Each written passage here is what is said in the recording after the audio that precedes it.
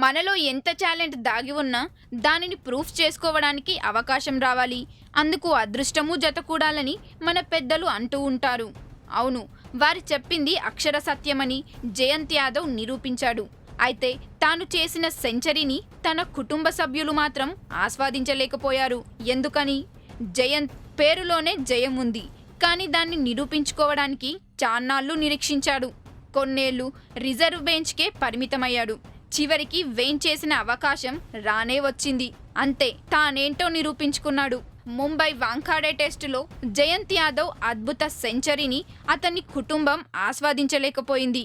తన మూడో టెస్టులోనే జయంత్ అసాధారణ ఇన్నింగ్స్ ఆడుతుంటే అతని కుటుంబం మాత్రం విషాదంలో మునిగింది. జయంత్ అమ్మమ్మ మరణించడమే అందుకు కారణం.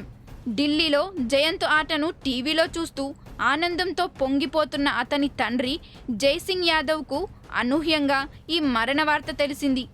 మా అబ్బాయి భారీ స్కోర్ చేస్తాడని మంచి భావనతో ఉన్నాను. అప్పుడు మా అత్తయ్య మరణ వార్త తెలియడంతో జలంధర్ బయలుదేరా. కాసేపటికే జయంత్ సెంచరీ చేశాడని ఫోన్ వచ్చింది. కొడుకు ప్రదర్శన పట్ల ఆనందపడాలో, అత్తయ్య మరణం పట్ల దుఃఖించాలో తెలియలేదని అతని తండ్రి అన్నాడు. అయితే ఏకాగ్రత కోల్పోతాడని ఆ వార్తను జయంత్కు తెలియనివ్వలేదట. కాగా 17 ఏళ్ల క్రితం విమాన ప్రమాదంలో జయంత్ తల్లి మరణించింది.